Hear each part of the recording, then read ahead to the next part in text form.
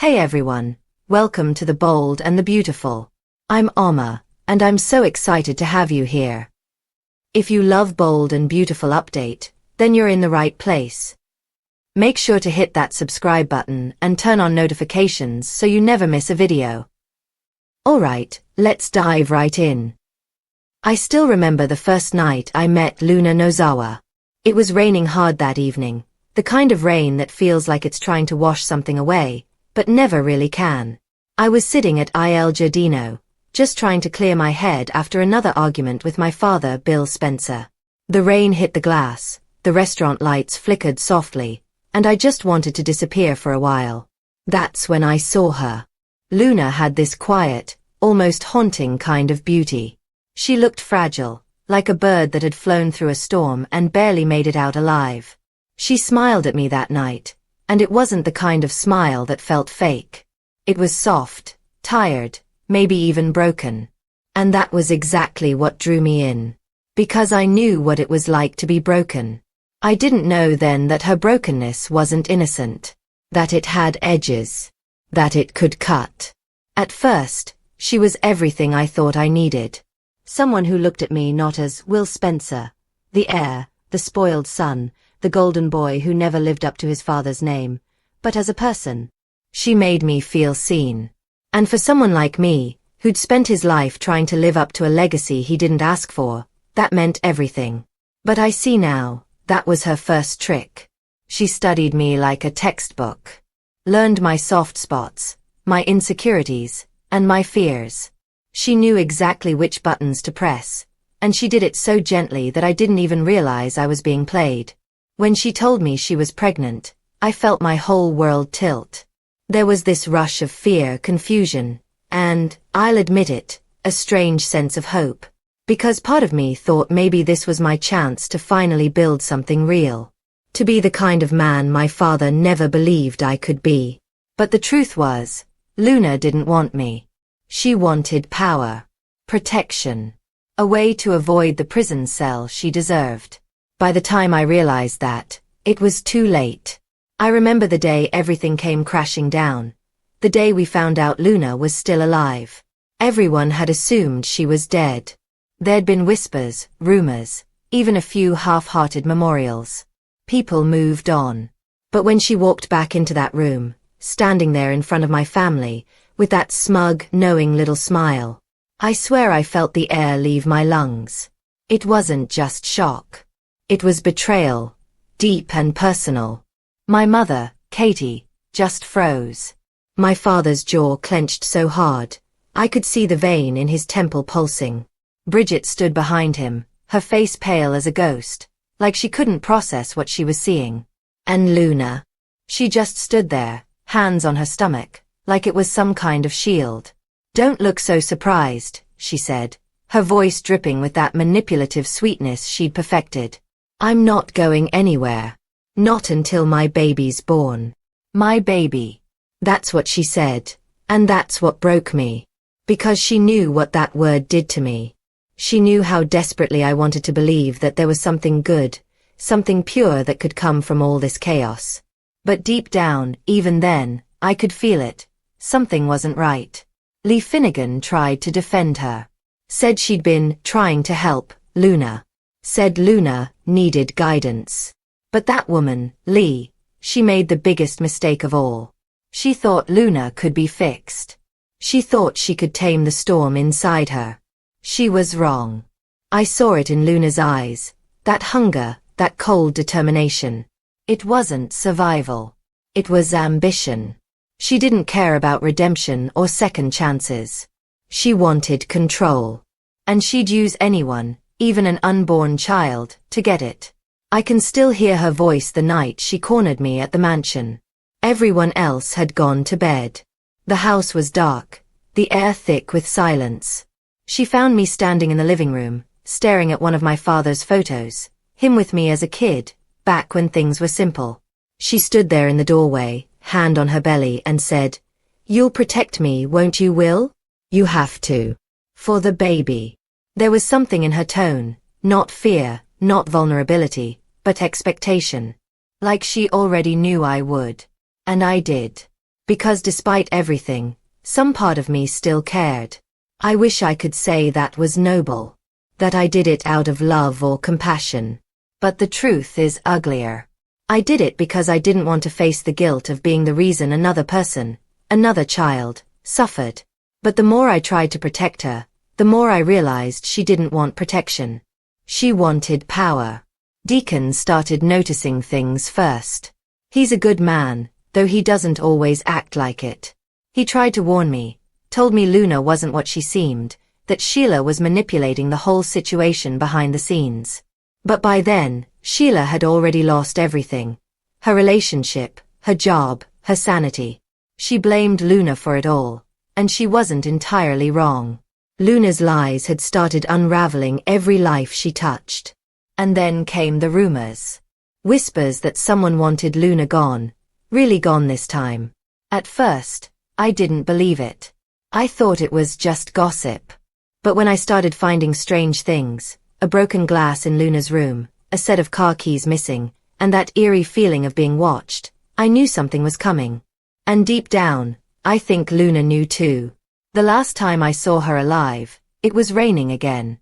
She was sitting by the window, her hands resting on her stomach, watching the storm roll in. There was this strange peace about her, almost like she'd accepted something. I stood behind her, trying to find the words. Trying to tell her that I still wanted to help, that maybe there was still a way out. But before I could speak, she said, "You know, Will, sometimes, the only way to start over is for something to end." I didn't understand what she meant then. But hours later, when I got the call, when I heard that Luna had been found at the docks, lifeless, the rain still falling around her, I finally did. Everyone had theories. Some said it was suicide. Some said Sheila did it. Others whispered that Lee might have had enough and taken matters into her own hands. But none of that really mattered to me anymore. Because all I could think about was the child she'd been carrying, and the possibility that maybe, just maybe, that child had never existed at all. That night, I sat alone in my room, listening to the rain.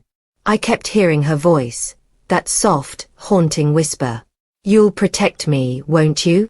And I realized, in some cruel way, I still was. Because even in death, Luna Nozawa had a hold on me. A hold I wasn't sure I'd ever break. The rain didn't wash her away. After Luna's death, everything in my life went quiet. Painfully quiet. It wasn't the kind of silence that brings peace. It was the kind that wraps around your neck and slowly squeezes. The house felt empty, though it was still filled with people whispering, speculating, trying to make sense of something that would never make sense. My father tried to handle it like he does every crisis, by taking control. He called meetings, made statements, ordered investigations. But beneath his usual power and poise, I saw something different this time. Fear.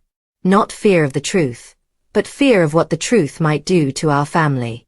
Katie tried to be there for me. She cooked. She sat beside me on the couch, she said all the right words. But her eyes couldn't hide the disappointment. I wasn't the son she thought I was. To her, I was the foolish boy who'd let a woman manipulate him, drag the family name through the mud. And she wasn't wrong. Everywhere I went, whispers followed. At Forrester Creations, at Spencer Publications, even at the cafe near my building. "That's Will Spencer," they'd say quietly. "The one Luna tricked." It was humiliating. And yet, part of me couldn't even be angry at them, because the person I hated most was myself. A few days after the funeral, I went to see Lee Finnegan. She was sitting in her office at the hospital, staring blankly at a chart she clearly wasn't reading. Her hands were trembling, just slightly.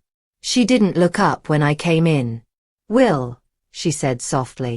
"You shouldn't be here. I need to understand," I told her. "I need to know what really happened to Luna." Her eyes finally met mine. There was a flicker of guilt there. Deep, dark, and heavy. "You think I did it," she whispered. I didn't answer right away.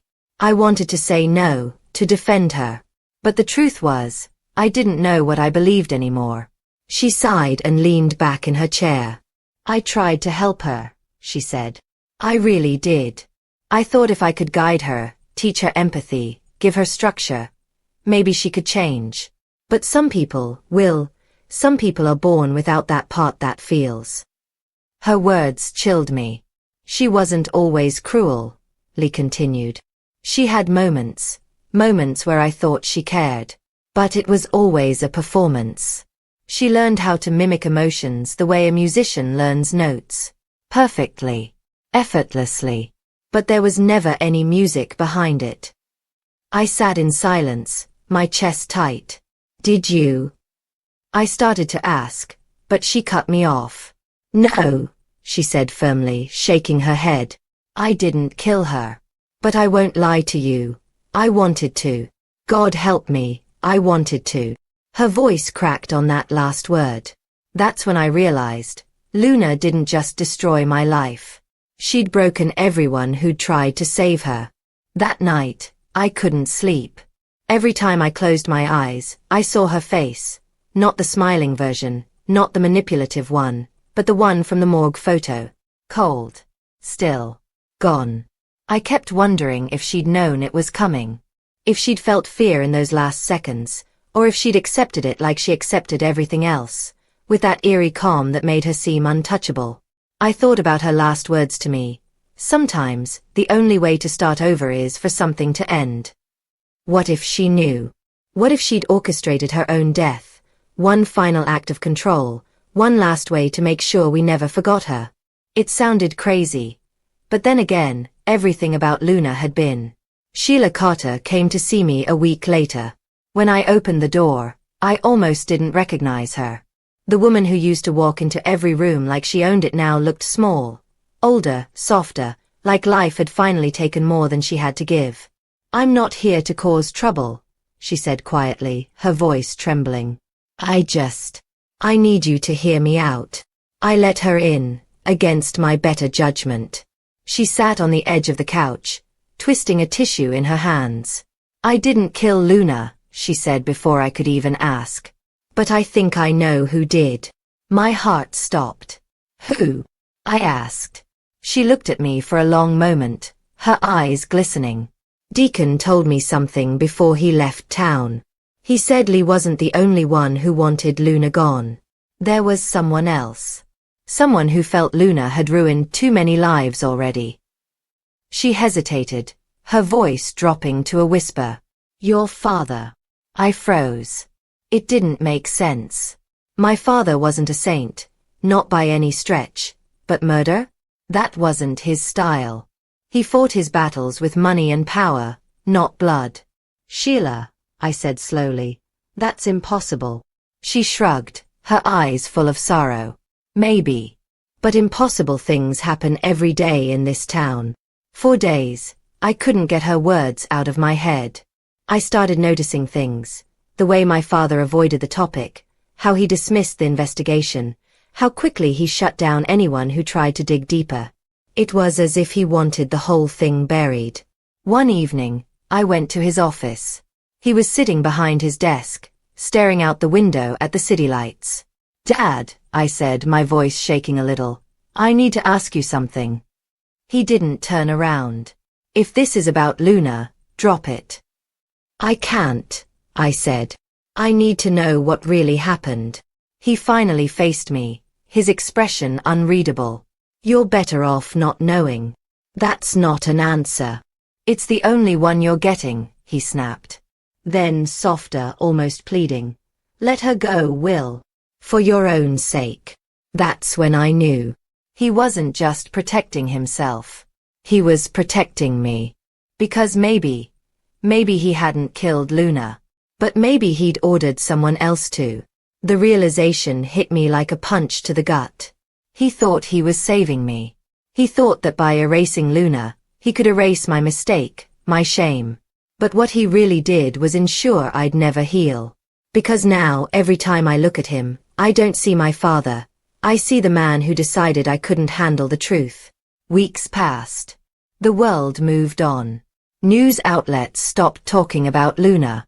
The whispers faded. People started living their lives again. But I couldn't. I'd visit her grave sometimes. It wasn't out of love anymore. It was something darker. A mix of guilt, anger, and curiosity. I'd stand there, staring at the stone that bore her name, and wonder who she really was beneath all the lies. Was she ever the woman I thought I loved? Or had that person never existed at all? Sometimes, I'd almost hear her voice, that same calm melodic tone whispering in the back of my mind. You'll protect me, won't you? And the truth is, I still do. Because every time I stay silent, every time I choose not to expose what I know, I'm protecting her memory, and my father's sin. The rain came again last night. Heavy, relentless, just like that first night we met. I stood at my window, watching the drops streak down the glass, thinking about how everything started with the rain, and how, somehow, it always ends there too. Maybe Luna was right. Maybe some endings are just beginnings in disguise. Because even now, long after she's gone, her story isn't finished. It's in the way people still talk about her, in the way her name lingers in conversations, in the way I can't go a single day without wondering what she'd be like if she'd just chosen differently. Sometimes I imagine her walking through that door again, alive, smirking, saying, "You didn't really think you could get rid of me, did you?"